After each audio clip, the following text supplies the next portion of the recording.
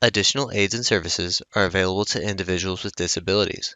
To make such a request, please contact us by email, by clicking the Help tab in the PD portal, or at pdportal@tamu.edu, by phone, including Relay Texas at 1-800-441-7323, or in writing to Train PD, PD Portal Support, 4477 TAMU, College Station, Texas 77843. Both a transcript and accessible document of the content presented in this webinar can be found as resources in the course description. Click on the blue links under Course Resources in the description. When a link is clicked, a new browser window will open. I'm so excited about today's presenter. Her name is Wendy Velez Torres, and a little background. Last summer, I attended a conference all about digital accessibility and how we can make digital materials accessible to people with disabilities. And I went to her session, and it's one of the best sessions that I have been to in a very long time. And so I was determined to have Wendy on as a presenter. So Ms. Torres is the Senior Instructional and Digital Accessibility Specialist and Adjunct Instructor for Chapin State University in Baltimore, Maryland. Wendy has been teaching for over 21 years and has a bachelor's in special education and a master's in educational leadership and instructional technology, and was just accepted into a doctoral program. She has taught at all levels from kindergarten to higher education. Wendy has given numerous professional workshops for Roland Park County School, as well as the St. Francis Assisi School, the Digital Harbor School, Chapin State University, the University of Maryland, and the Online Learning Consortium, and multiple professional organizations. And I also would like to share with you that Wendy is also a United States Marine, retired, and she served from 1995 to 2005 and holds numerous accommodation medals. And so at this time, please help me welcome Miss Wendy Velez Torres to Tech and Tell. So welcome everybody, and today we're going to talk about some assistive technology tools that are built right into the Office 365 platform. And so with Office 365, you may have a free personal account and you may have one that your job might provide for you. The one that the job provides for you has a lot more features that come with that. So, but this presentation is only going to focus on the free ones that show up on like a personal account. So I have a personal Office 365 account that's separate from my job one. And then I have one for my job where it's my job's email account. And I have a lot more features that come with that. But before I begin, I do want to give you a little information about me. So I am a master teacher. I've been teaching since 2000, and that's the only thing I've ever wanted to do. I recently just got accepted into my doctoral program, and I'm a mother of two. So if I come off as very passionate about accessibility, it is because it's extremely personal to me. On this particular slide, there's 3 pictures. One of them, 2 of them is of my children. I've got 2 kids. I've got a daughter who will be 21 in August, and my son is 12, and my 12-year-old is autistic. And so for me, accessibility is a very personal thing because I need to make sure that everything that I share with him is accessible and then he has access to that information. As a special educator is also very personal to me because access to content, access to information is not something special that we do for our students. It's something, it's a right of everyone. So it's very personal to me. So if I come off as passionate, that is why. There's also a picture of me there as a Marine. It's very funny when I tell people I was in the Marine Corps, my Marine friends can't see me as a teacher, and my teacher friends can't see me as a teacher, as a Marine. So my Marine friends were like, how are you a teacher? You're so mean. And then my teacher friends will be like, how are you a Marine? You're so nice. So it's sort of kind of funny how that works out. For today, we're going to talk about 4 features that you can use in Office 365: Dictate, Translate, Immersive Reader, and the Speaker Coach in PowerPoint. So I will be demonstrating how these work. So we're going to talk today about these 4 tools: Immersive Reader, Dictate, Translate, and Rehearse Coach. And I'm going to start off with one of my favorite tools, which is Immersive Reader. Immersive Reader was originally designed by Microsoft for students or adults who were dyslexic. So originally, when they created this tool, it was geared to a specific audience. However, because the tool is so versatile and so useful, they made it available in all their products to help anyone who may use this tool. So my son is autistic and he uses Immersive Reader. My daughter is not disabled, but she also uses Immersive Reader, but they use it in different ways. So it's a tool that was designed to help one group of people and ends up helping everyone. Very similar with things with accessibility. Usually assistive technology is designed to address one need and other people benefit from it. And so Immersive Reader is in all the different items in Office 365. You may also see it available in some EdTech online tools because Microsoft has made that code available to other vendors for free. So other vendors can then incorporate that code into their platform, but it was originally designed by Microsoft. This chart here simply just kind of shows you where Immersive Reader is in Office 365 products. And so it shows up in OneNote, it shows up in Word, Outlook, and in some of the other Office 365 apps, such as Flip, Edge, which is their browser, which is what they use to explore the internet, and some other items that are owned by Microsoft, where Immersive Reader is actually built right into that particular platform. So these are the features. So these are the features of it. I'm going to tell you what they are, but then I'm going to actually show you. I'm going to show you exactly how Immersive Reader works and how you can use this. So with Immersive Reader, it does provide dictation. It will read the content out loud to you. It has what's called a focus mode. I'm going to demonstrate what that looks like. It allows you to change how fonts look. It allows you to identify the parts of speech, and it also provides real-time translation. So I'm going to actually get out of my PowerPoint right now, and I'm going to show you what Immersive Reader, how it works. So right now I'm in an Office 365 Word document. I'm in the free version, and there's some text that has been written on my particular Word document. The Immersive Reader shows up under the View tab at the top, and it shows up as an icon that looks like an open book with a speaker on it. At the moment, you're just looking at my Word document on there. But if I wanted to activate Immersive Reader, I want to see what's involved with this Immersive Reader, I just have to move my mouse over to it and click on it. And then it immediately takes me to Immersive Reader. When I get into Immersive Reader, I can see that the font is significantly bigger. And then there's nothing else on the screen except the text that was part of that Word document. Now, if I just came on this, the first thing I would see at the bottom is this triangle that looks green. And if I click on that, that's going to start reading the content of this Word document out loud. So I'm going to press on that so you can hear how that sounds, and then I'm going to stop it. So I'm going to click on play. 1. Improved dictation, improves text creation. So in this, when I did that, it just started reading the content, but then it actually highlighted the words as it was reading. Now, the voice that is used is a female voice, but I can customize that. Maybe that voice, I don't like that voice, or maybe it's too slow, or maybe it's too fast.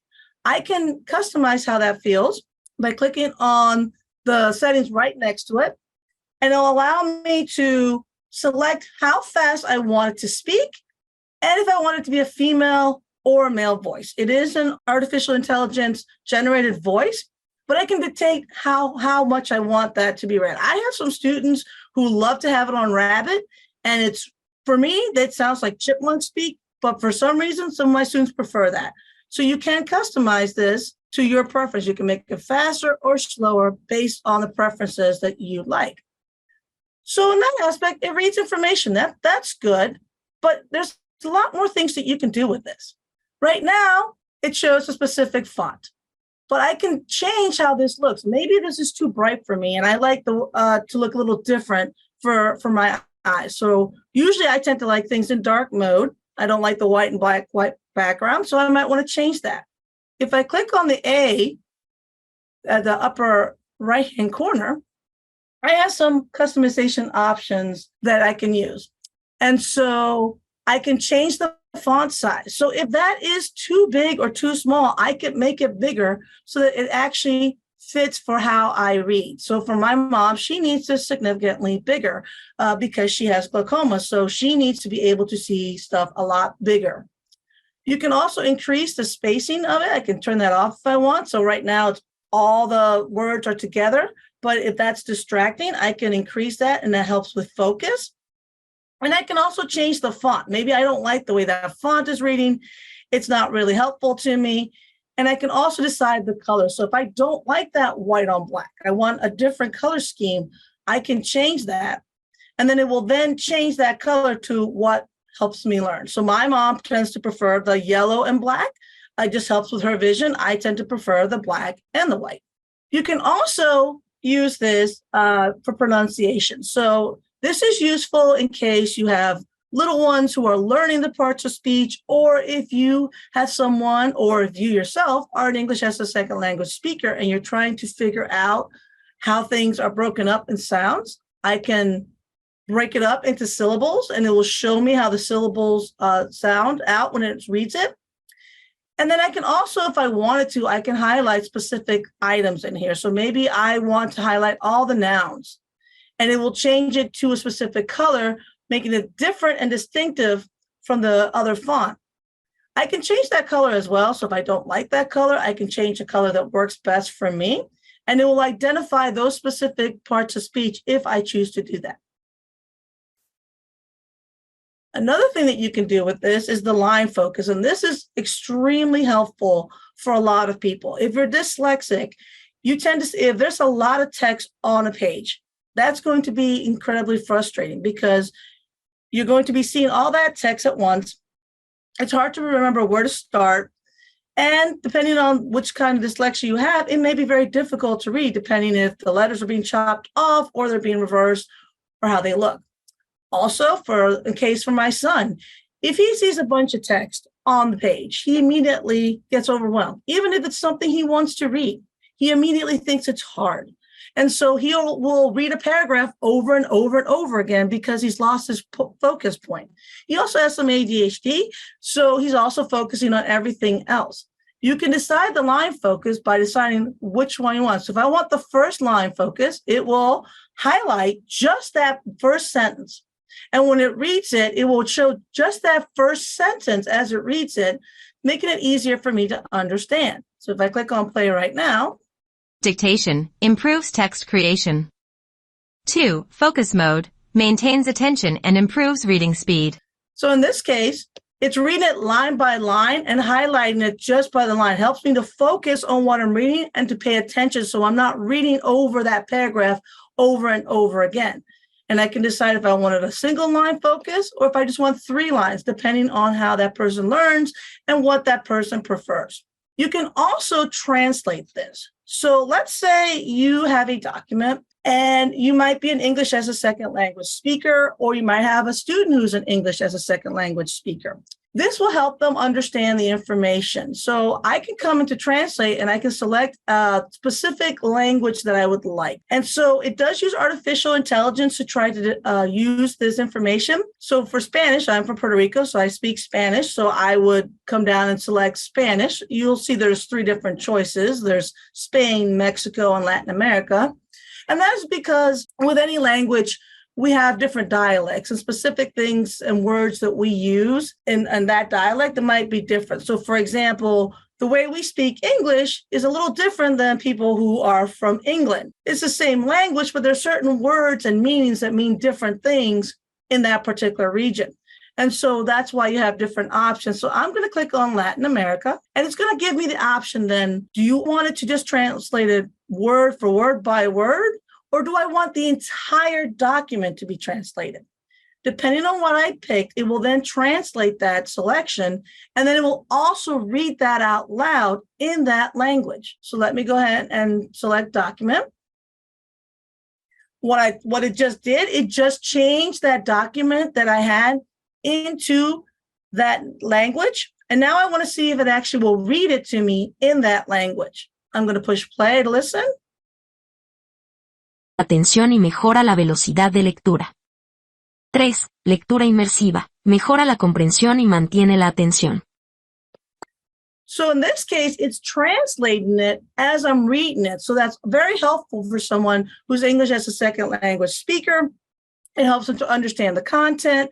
Now, it is artificial intelligence. So there may be some grammar errors because it is different when you speak than when you write. However, it's fairly accurate that the person could at least understand the content of what you're saying so they can at least understand that document better. It does not change the original document, though. So if I'm in Immersive Reader, it's not changing the original document. The original document will still be in English. It just helps that person to use this to understand the content that goes in there. And so, for example, I mentioned my daughter and my son. They both use this in two different ways. My son absolutely needs the line focus because if not, he is reading that paragraph or sentence multiple times. He's lost his focus and he gets frustrated because he can't focus on the material. My daughter, on the other hand, is not disabled, but she uses Immersive Reader frequently to draft and review what she's read. So when you type, you're tired, you've seen the stuff over and over again, and you've got tired eyes. And so what she does is she'll type up what she wants to type, but before she submits it, she'll have it read on the Immersive Reader to see how it sounds. And she likes the fact that it highlights specifically where the item is. So if she catches an error, she's like, oh, wait, I don't like the way that sounds. She can stop how it reads it. And then she can immediately go back to her document by clicking the top arrow button at the top. And then she can make that change into her original document and then go back to Immersive Reader and select where it starts off to read. So she's using it as a proofreading tool, whereas my son is using it to maintain his attention, to try to remember what is being said. So this is available for free on all the Office 365 products. Nothing you have to install, nothing extra your students have to do. It's immediately available. And the great thing about this is it's customizable. So if I've got different students from different countries, they can all get the content in a way that works best for them. And we're not doing anything extra for them. Everybody's getting the same information, just in the way that works for them. It is very helpful, the ESL classroom, yes. Yes, the syllabus is beautiful, especially if you have somebody who's a struggling reader or a new reader, or if it's a new language, learning those syllables and how to pronounce it is very, very helpful. So for my son, that's also helpful for him because it teaches him to slow down. He has a tendency to, when he reads, he tends to read very fast. And so when he sees the syllables, it actually makes him stop for a second to slow down his progress. It can definitely be used for grammar lessons, punctuation, and sentence structure. And the fact that it's color-coded is also nice because everybody can change the color coding for their particular document. So if everybody has a specific document, they can all decide, I want the nouns in this color. And it'll be something that appeals to that student. So that student might feel like, oh, now I'm feeling like this is my document, even though it's the same information that everyone is sharing. All right. So where do you find it? So in Word, OneNote, and Outlook, it will show up in the ribbon under the View option. And so when you click on View, it shows up like an icon with a little speaker on it.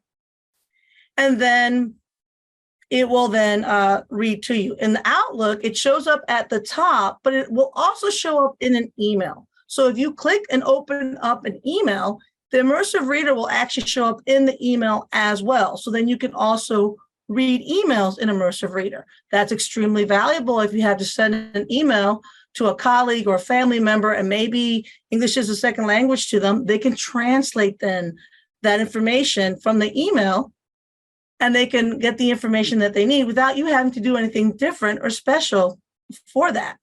Now, it's also available on Microsoft Edge.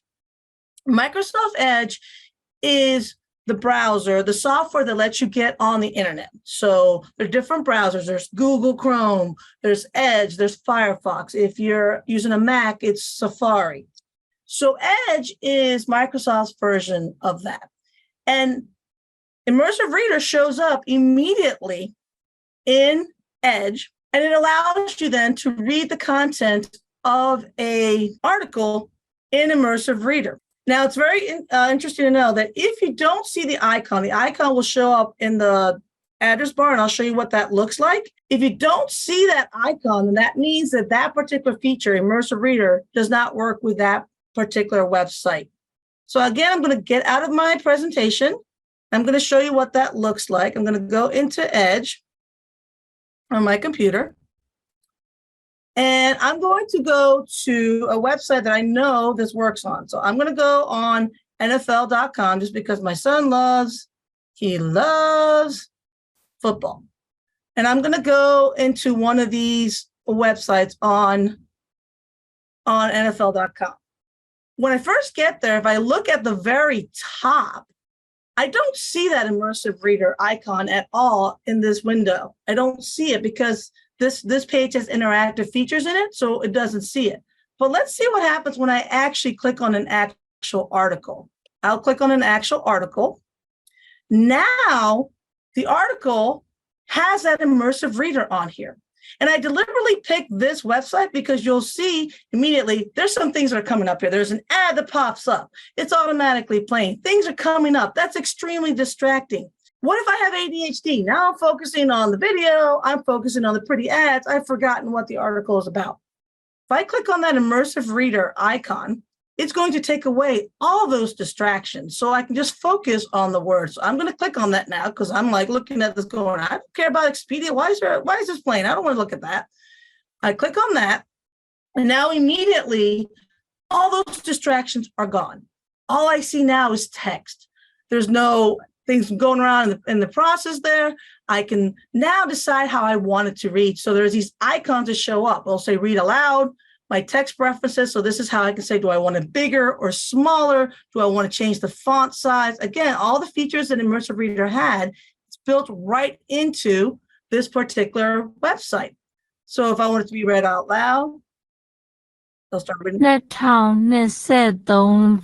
Okay, so it's reading it. And I can change my voice options as well. So that was really, really, really slow. So I can make it much faster if I want. But I have those options here. And I can also have those grammar tools on the web page.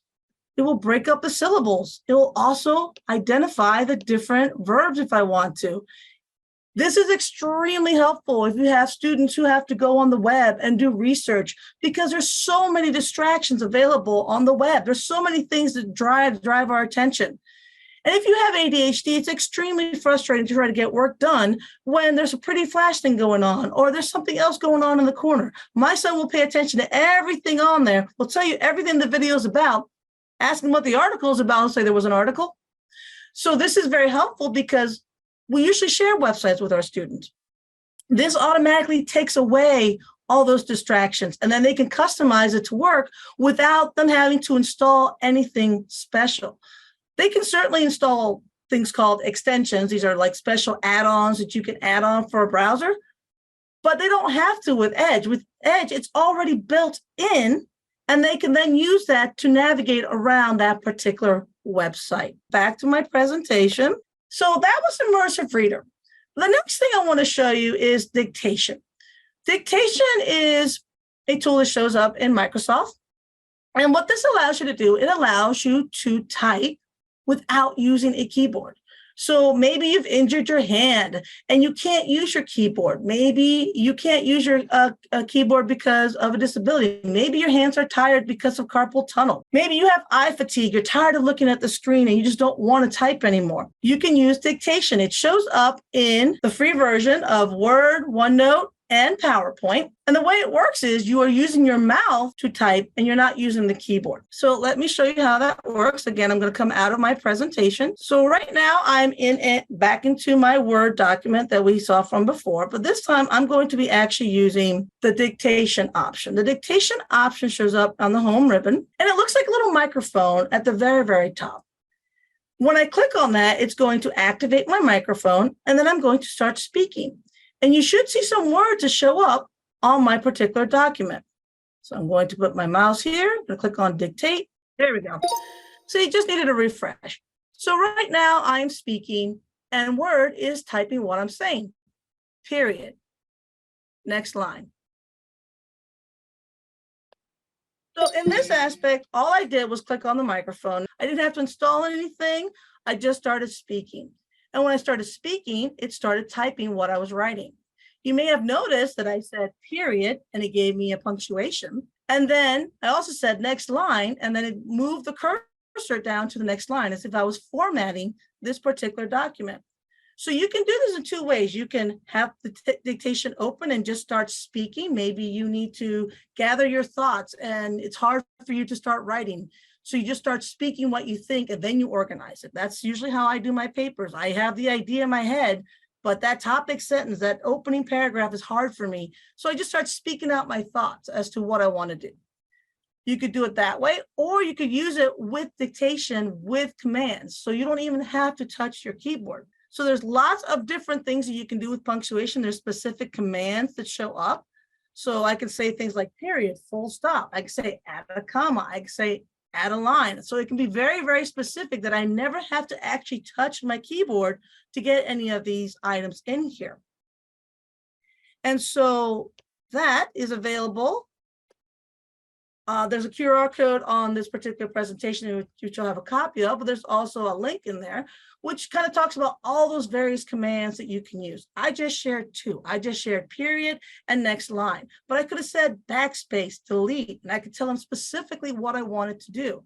So I don't have to touch my keyboard at all to dictate to use this. And this is really helpful. Like I said, it's helpful if you've got a hand injury and you cannot type, but it's also useful if you want to get your ideas down. I tend to use it for making transcripts. So I'm speaking, so I turn it on and I just start speaking, and then I'll just correct the grammar after the fact just to kind of get my ideas and my thoughts. But then I have an immediate transcript right there that I can give to my students or my audience if I'm sharing. And the fact that it also works in PowerPoint is amazing, because then you can have your whole slides and speak your slides. You don't have to type them out. For my son, this is extremely helpful. If you ask Xavier to write, physically write, he will get exhausted because he also has really bad dygraphia. So his handwriting looks like a young person in first grade just learning how to write. So for him, he gets very frustrated when he has to write because he's focusing so much on trying to make it look pretty that he's completely lost the thought. So if you want him to write physically write a paragraph, he's going to get frustrated. If you tell him to type a paragraph, he'll start doing it with his two fingers because he doesn't know how to type yet. So he's doing that one finger tap, which takes a while. And again, he's lost the idea.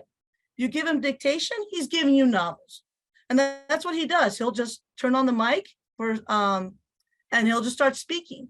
And then we'll help him with his punctuation and all that. But he's getting his ideas down, because by the time he's gotten the idea, by the time it gets on paper, it's already gone. So this helps him focus, because then he gives me novels. So he actually uses that when he writes stories. He likes to write stories, but he's not typing. He's actually speaking it using that dictation.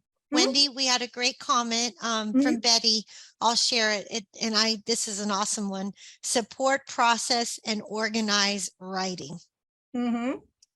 It's absolutely useful for that, just to get your thoughts down. It's so helpful for that. So since we've been talking about English as a second language, and I am an English as a second language speaker, there is an option that's available that allows you to translate a document without you having to do too much effort. So let's say you've typed up a document, and maybe you have somebody in your audience who speaks a different language, and you want them to be able to have a copy of this document. You can translate it in Word. I'm going to show you what that looks like. Again, I'm going to come out of my presentation if my computer decides to do it. There we go. So again, I am back in my original document, and I want to actually translate that. That shows up under the Review tab on Word, and it shows up as an icon with blue and green letters and symbols on it. But if I click on that, it's going to immediately open up a sidebar on the side. And it's going to ask me, okay, what do you want this to translate to? Do you want a specific selection? So is it like a paragraph that I'm highlighting? Or do I want the entire document to be translated? So do I want to highlight it? and then just dictate that, translate that section? Or do I want the entire document to be translated? In this case, I want to say I want the entire document. And then it's going to ask me, okay, what language would you like to translate this to? Again, I can select the different language I would like. So in this case, I have picked Spanish, but I can pick different ones. They have 160 different languages you can pick. And I'm going to say I want to translate that. So I've told Word I want the entire document translated. It will then translate the document. And now that document is now in that language. So then I can go in here and then I can edit it if I wanted to correct this. So the nice thing about this is you can immediately use this to translate a document, and you can send it to that person that might need it. Yes, they could do that too if they have Office 365, but the fact that you're making that extra effort to make sure that they're included, that they've got that document, it speaks volumes. I had a student who was an international student, spoke French, and so when she joined, I just sent the documents to her in French.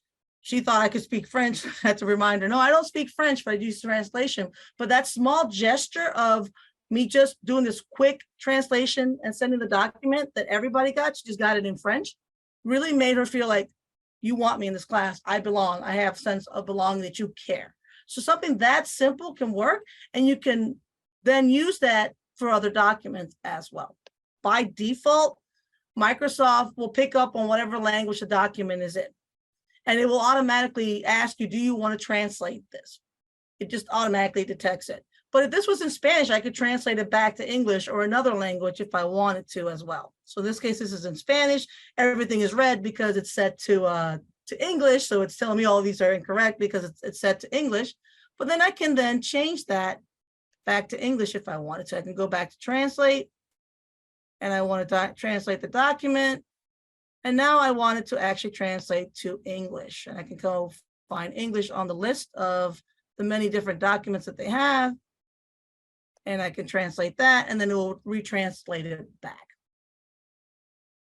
So like I said, if you do get a document that is sent to you, it will by default let you know that that's that document. You can decide what you want to do with it, but you can also translate it as, and again, this is just showing exactly what I just did. I just took a screenshot of that explaining that it shows up on the right-hand side, and you can select either just a selection or the entire document. All right, so for this one, I'm going to go into PowerPoint. So if you ever had to speak in front of a group of people, and if you're a teacher, you do this all the time. You're thinking about how it's going to sound. You might be nervous. I've been teaching for over 20-something years, and I still get nervous before I present.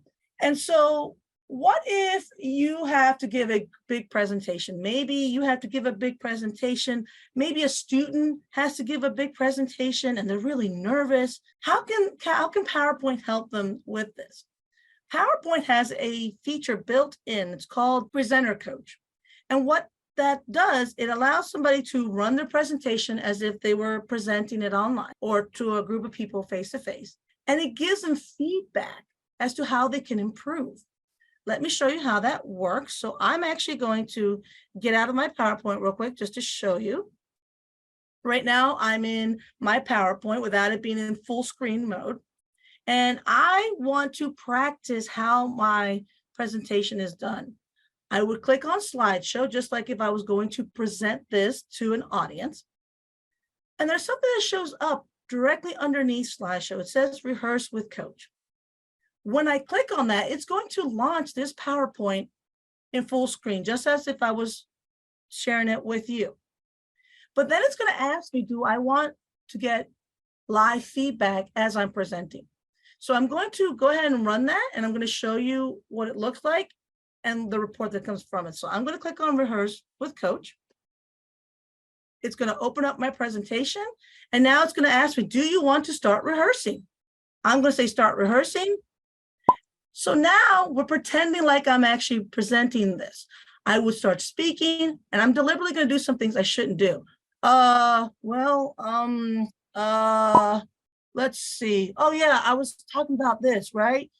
you'll notice as I'm speaking, it's saying you're saying a lot. You might want to change that. So I can go through this presentation. I can go through the slides.